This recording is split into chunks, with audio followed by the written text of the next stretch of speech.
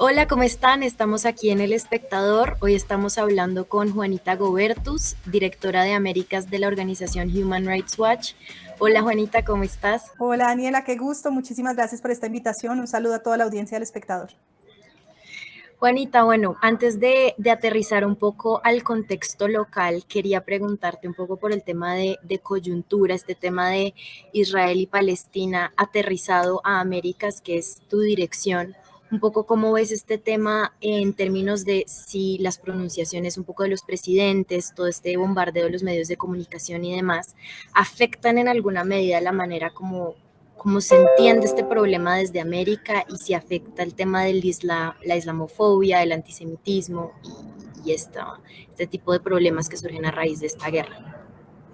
Bueno, lo primero es señalar desde Human Rights Watch tenemos una división que se dedica al Medio Oriente, tenemos en este momento investigadores en terreno, no solamente hemos podido constatar de primera mano los atroces hechos cometidos por Hamas que constituyen crímenes de guerra, tanto por el homicidio de civiles, la toma de rehenes,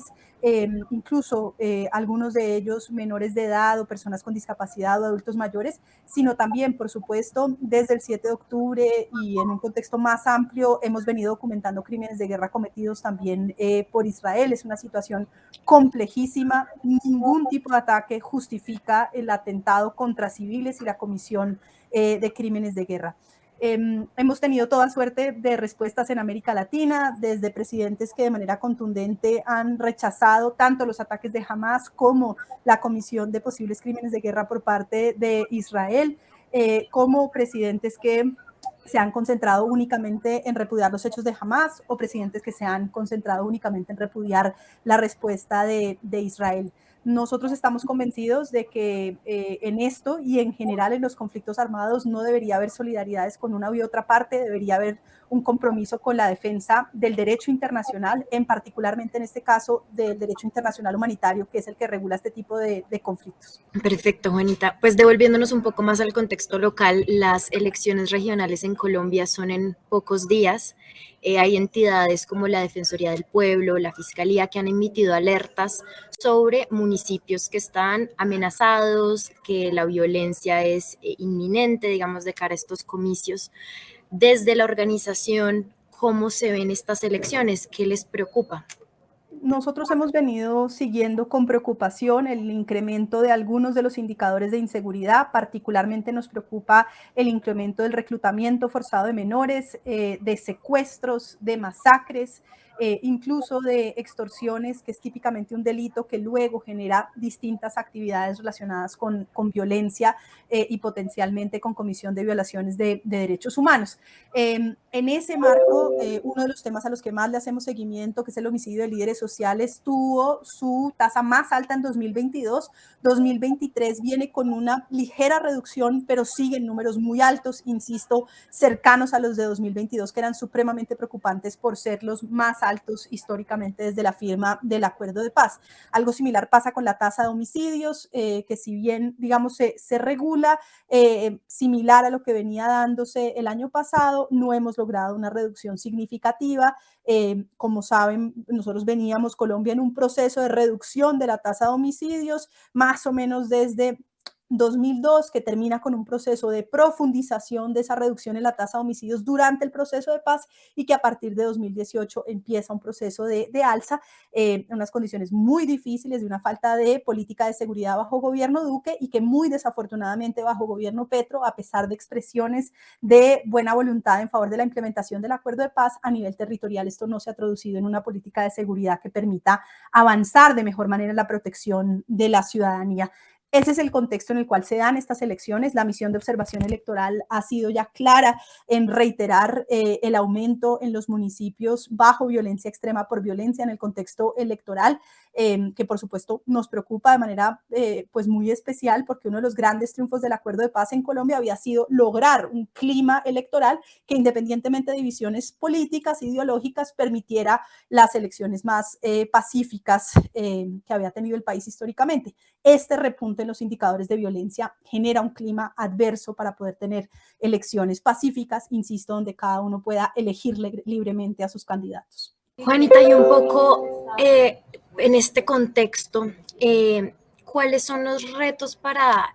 los próximos administradores locales, los alcaldes, los gobernadores que se van a elegir esta semana y que tomarán su posesión el próximo año? Hablemos un poco de eso en términos de retos de derechos humanos y del contexto que ellos asumen el próximo año. Bueno, por supuesto, la lista sería muy larga y depende mucho de cada región, de cada uno de los municipios. Haría énfasis en lo que nosotros venimos monitoreando, que es la situación de seguridad, particularmente en esas zonas rurales históricamente más afectadas por el conflicto armado en Colombia. Allí, sin duda, trabajar de la mano con el gobierno nacional, con el Ministerio de Defensa, pero sobre todo con el Ministerio de Justicia y con la rama judicial para fortalecer la capacidad de administración de justicia a nivel local es fundamental. Lo que hemos visto históricamente, este es no solamente un contexto colombiano, sino que hace parte de la región de América Latina, es que tenemos no solamente una de las regiones más violentas en términos de tasa de homicidios, sino que tenemos una de las regiones que es más incapaz de hacer justicia por hechos de violencia homicida. Lograr hacer una transformación en la que Colombia todavía tiene un camino largo por delante de tener capacidad de investigadores técnicos de policía judicial, fiscales, jueces, que puedan develar los contextos en el marco de los cuales se dan este tipo de homicidios contra líderes sociales, contra sociedad civil en general, es fundamental y eso depende de tener capacidad territorial, voluntad de avanzar en estos procesos, de develar y de esclarecer. Hay que decir que en ese contexto,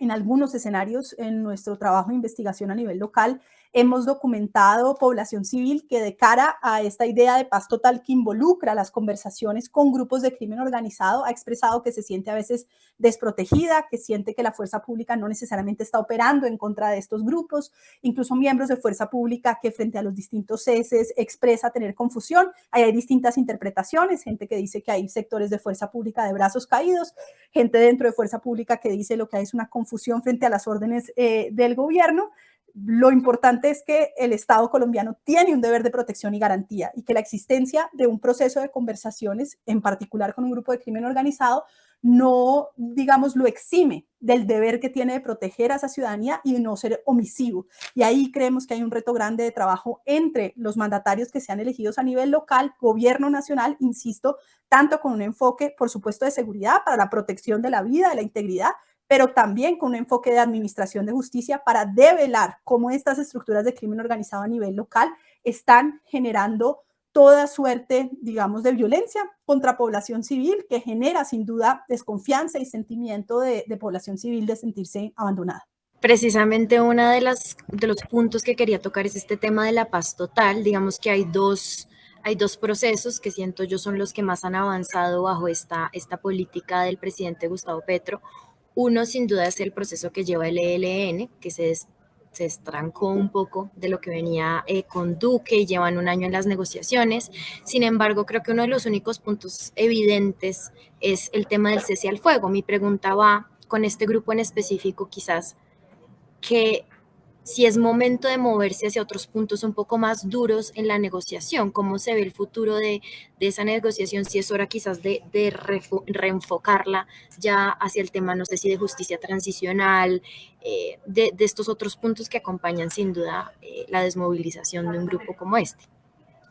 Bueno, lo primero es señalar que desde el punto de vista del mandato de Human Rights Watch, lo que nosotros hacemos de cara a la paz total es hacer un seguimiento de cómo esta política puede avanzar o no en la protección de los derechos humanos de la ciudadanía colombiana.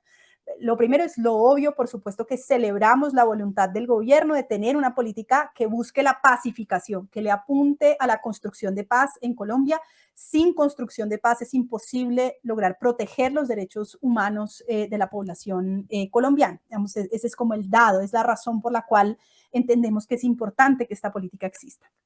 Dicho eso, hemos hecho comentarios, le hicimos llegar incluso desde comienzos de gobierno Petro una carta al presidente, donde básicamente hacíamos referencia a tres factores que hoy siguen vigentes como los factores de preocupación. El primero, ya hacía referencia a él, es el hecho de que históricamente,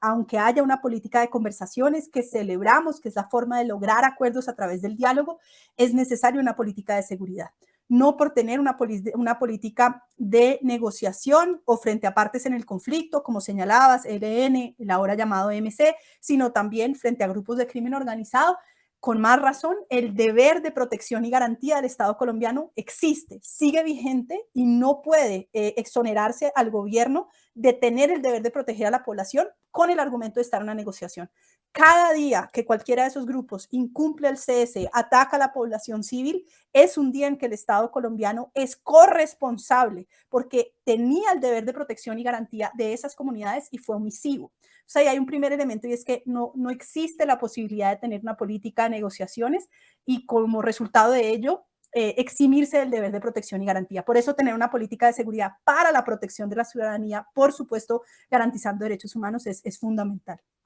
Lo segundo ha sido una serie de recomendaciones en materia de método, un poco por lo que hemos visto de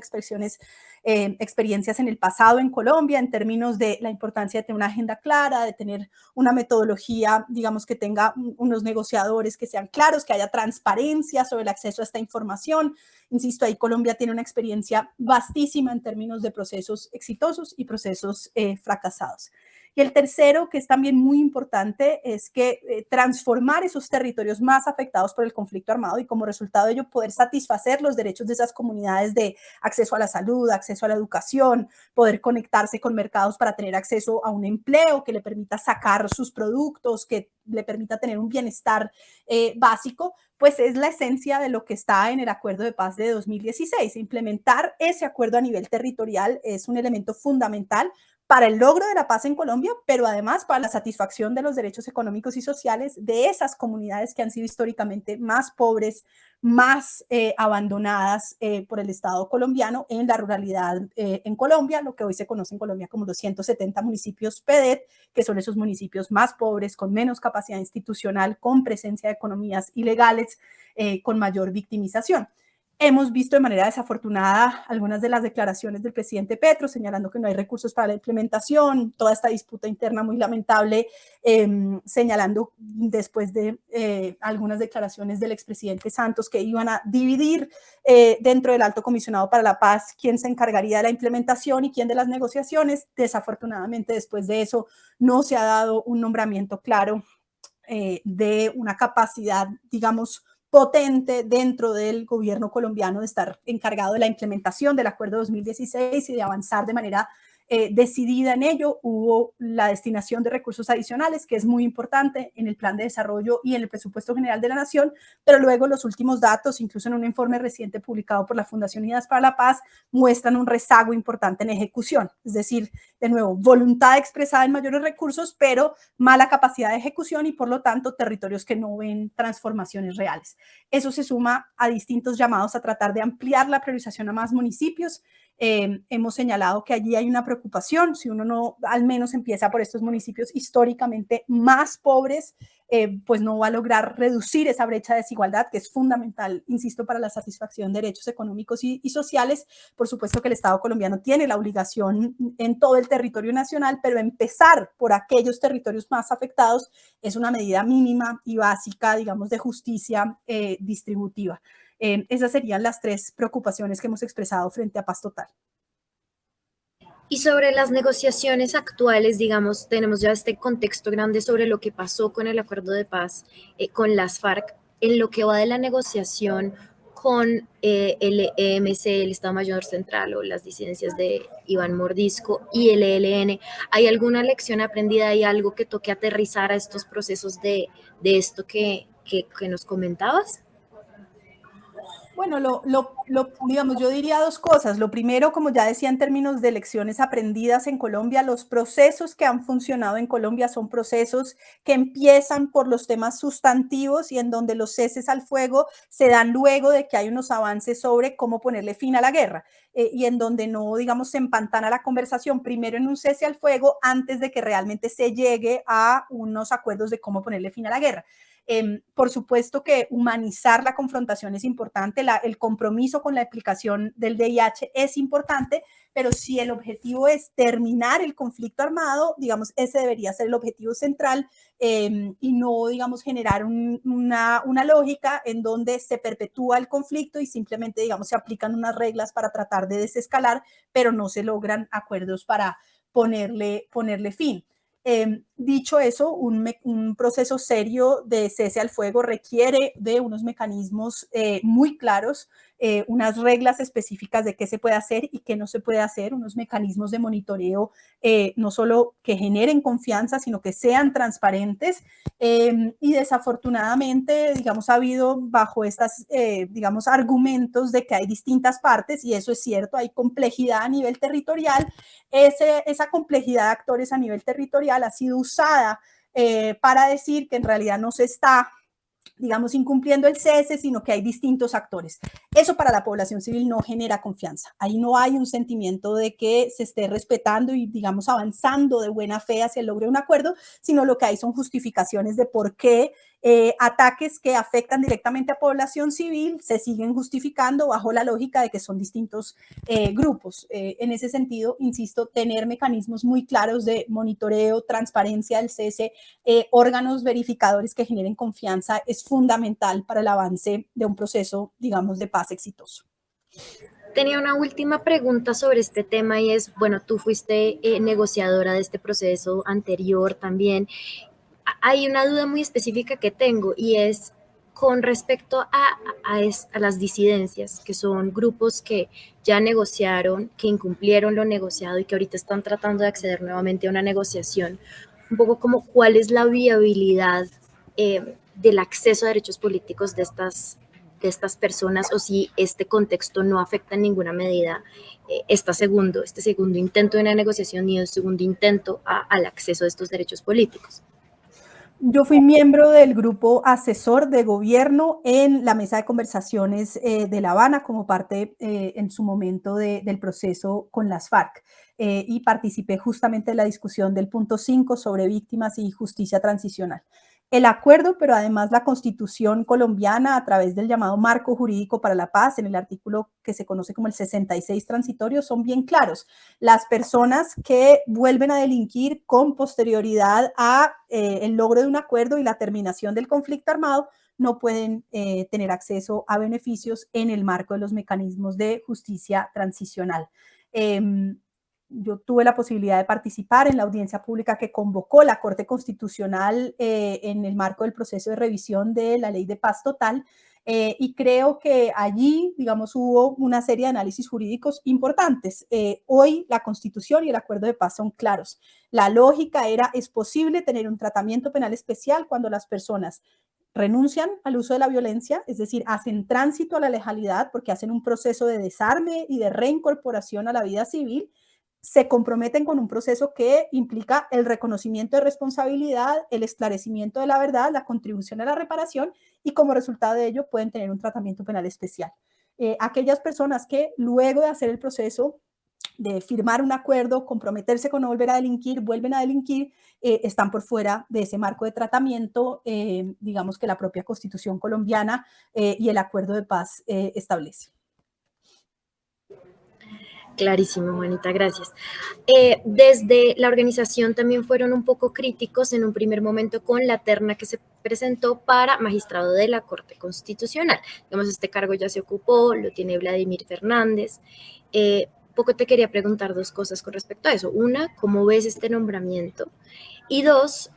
¿cómo ves las otras ternas que se han presentado, por ejemplo, en el caso para la Fiscalía? La terna que se presentó de exclusivamente mujeres para la terna fiscal,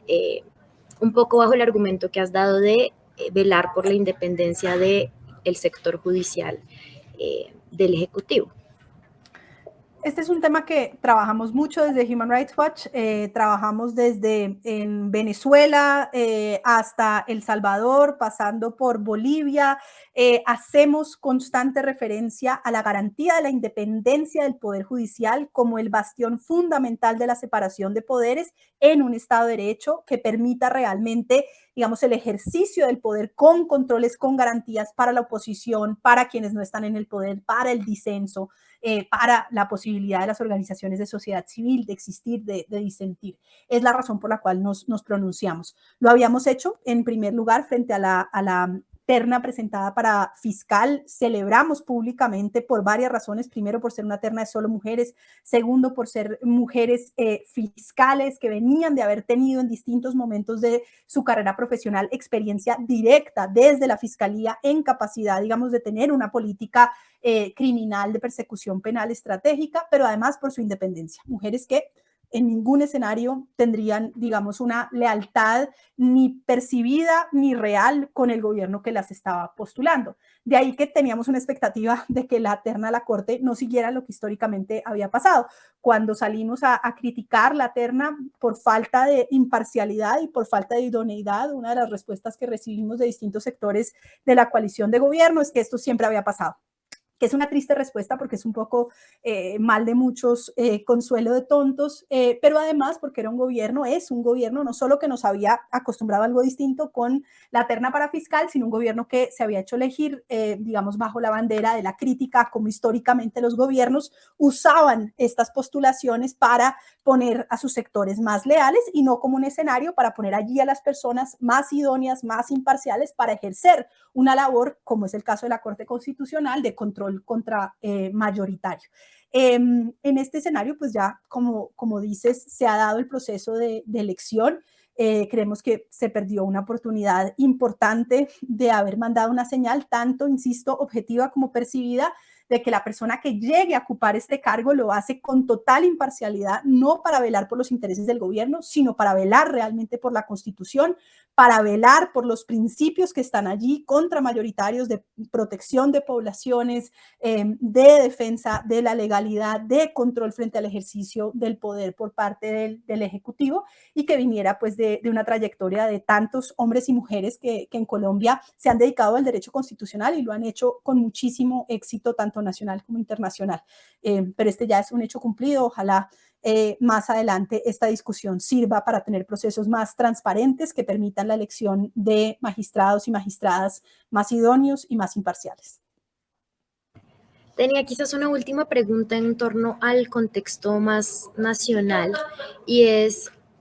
bueno, estamos en un contexto de polarización grande, esto se exacerba mucho por el periodo pues, electoral, pero una de las grandes propuestas que ha dado el presidente y sus ministros es este tema del acuerdo nacional.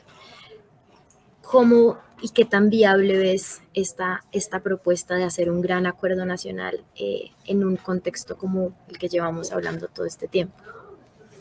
Digamos, yo en general, en términos generales, creo que es una idea muy importante, no es una idea nueva, por supuesto, ha existido en Colombia desde hace muchísimo tiempo, se retomó en el acuerdo de paz la búsqueda de un acuerdo entre distintos sectores. Yo personalmente soy una convencida, así ejercí mi trabajo en el Congreso de la República antes de estar en Human Rights Watch, de que lograr conversaciones entre sectores que piensan diferente, lograr acuerdos entre sectores que piensan diferente, permite políticas públicas más sostenibles, más inclusivas, que a la larga puedan, digamos, tener más capacidad de transformar la realidad porque no están sometidas al vaivén de uno u otro sector político, sino que logran encontrar ciertos puntos, que es en últimas lo que es,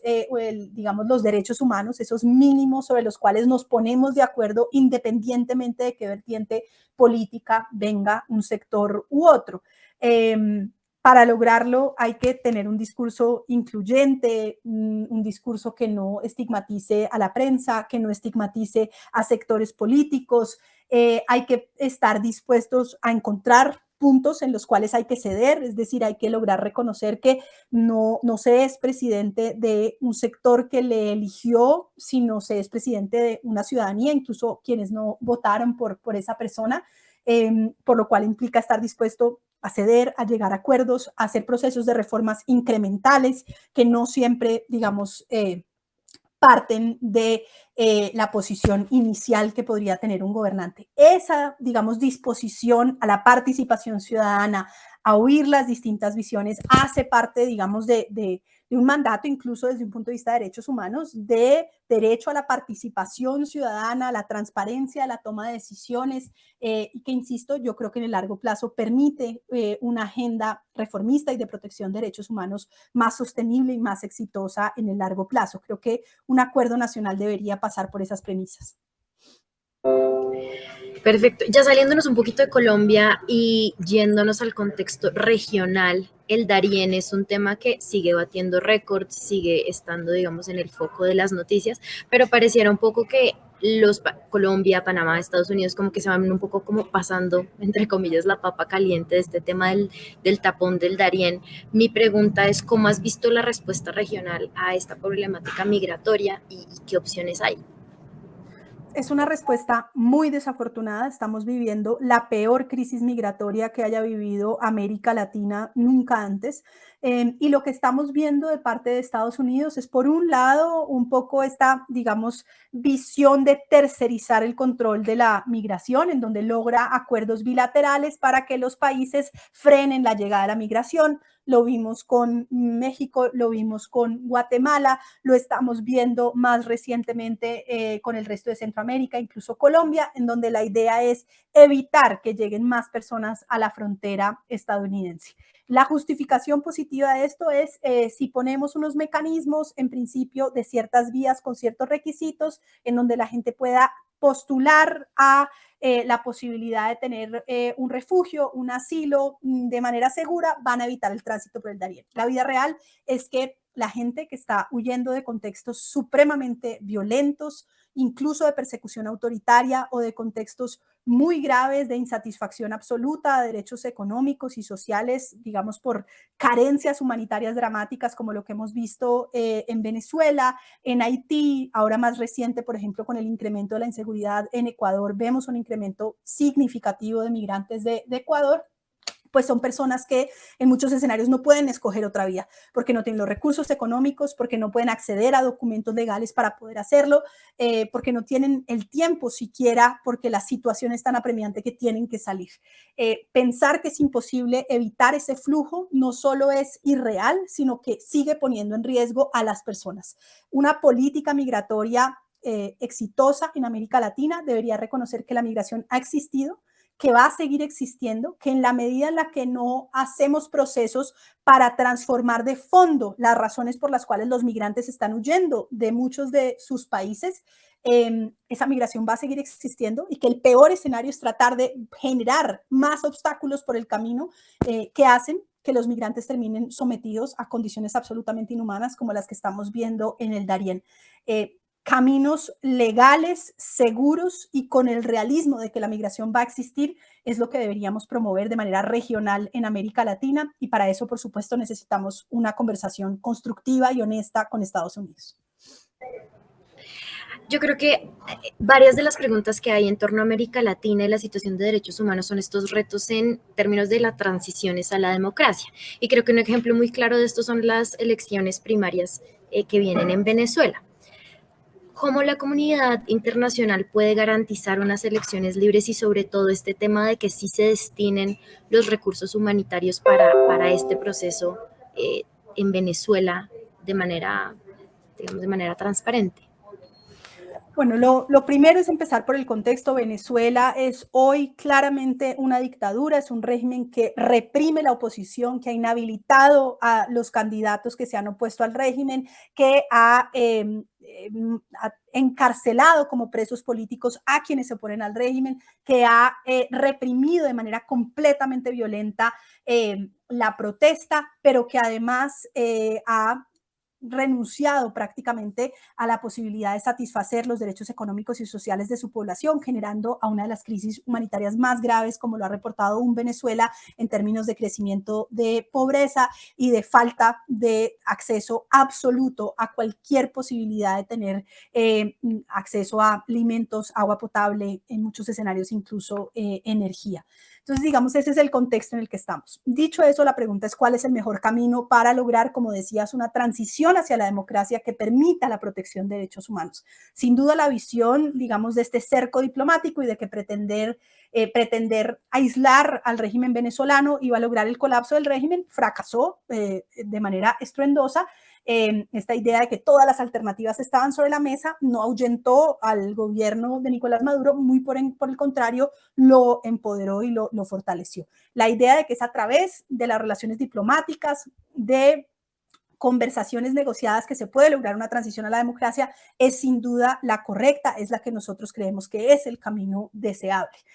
Para lograrlo hay que poner sobre la mesa los temas espinosos. Celebramos los acuerdos logrados, creemos que el acuerdo publicado recientemente tanto en materia de participación política como la noticia desde Naciones Unidas, desde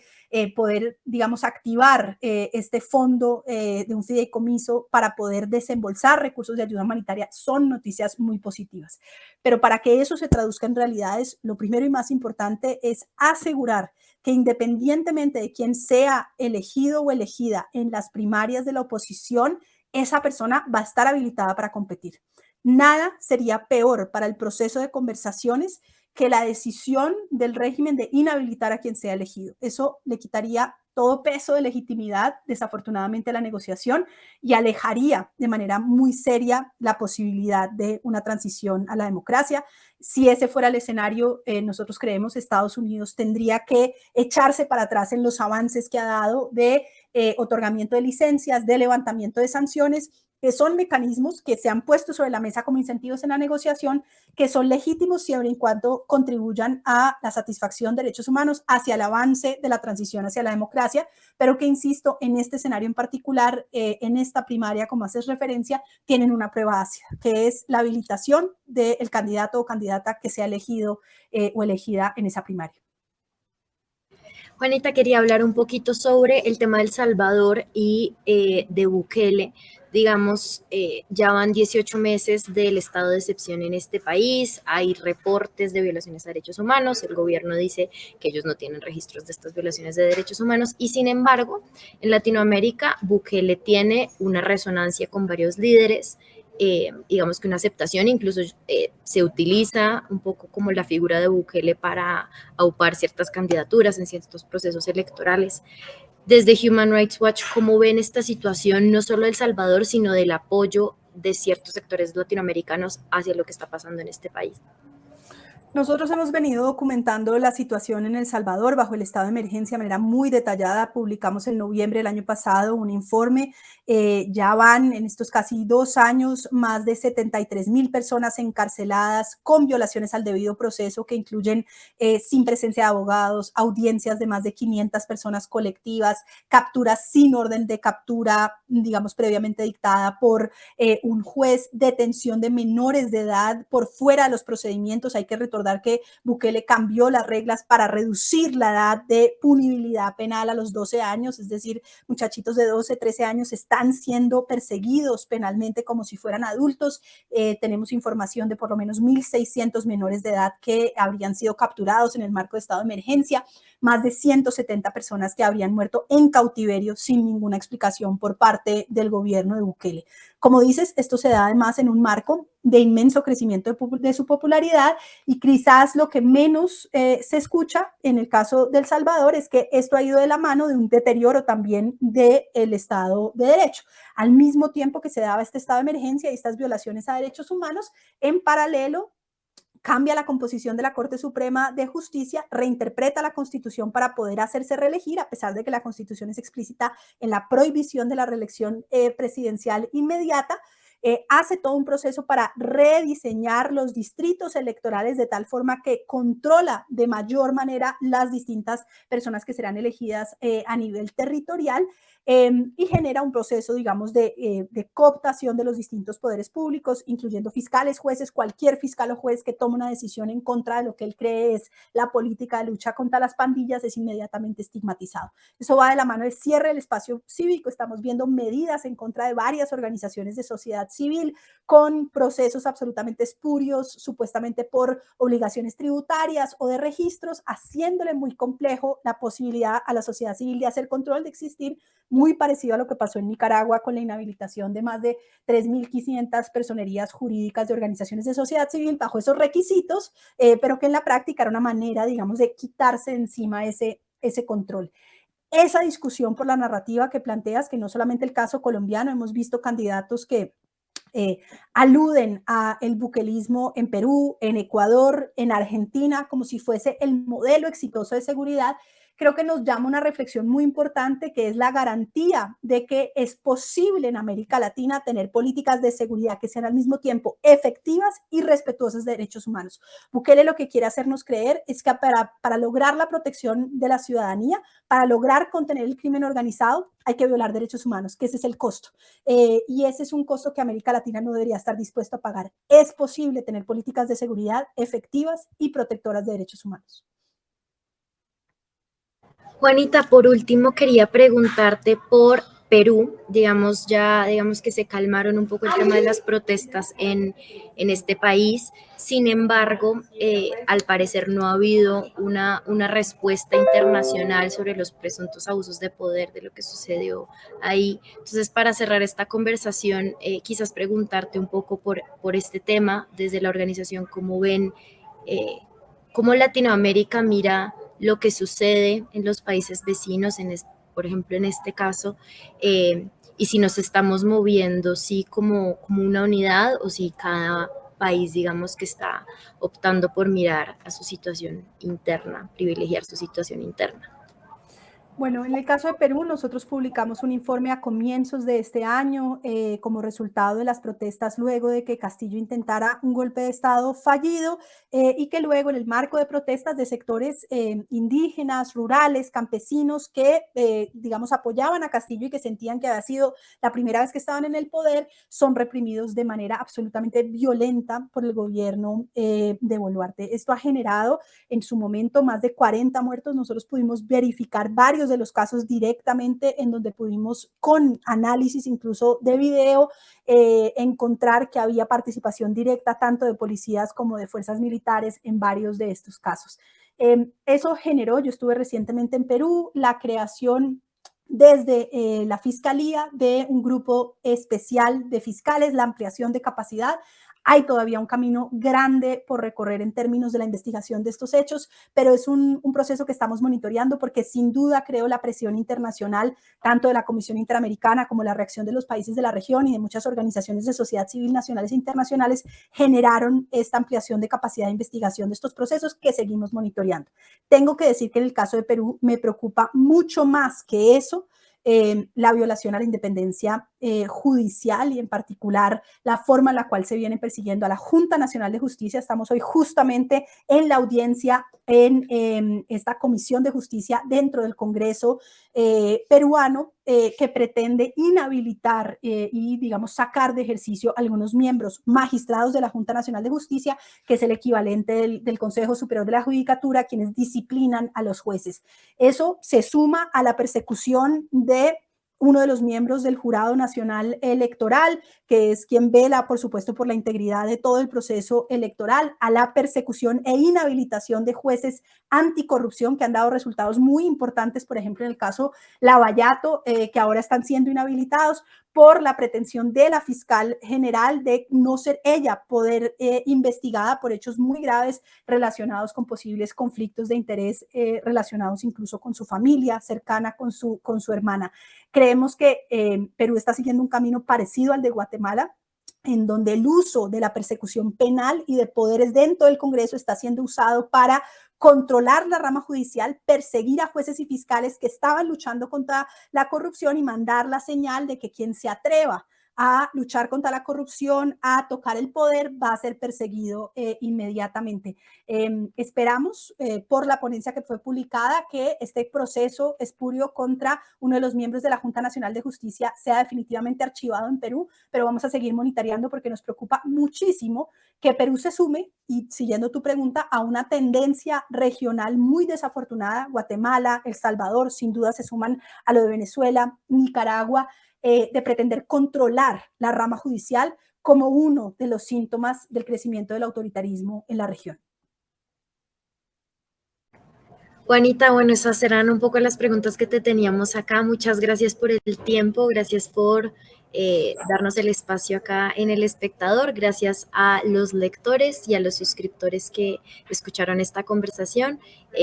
Esta fue Juanita Gobertus, directora de Américas de Human Rights Watch. Muchas gracias, Juanita. Gracias a ustedes por la invitación.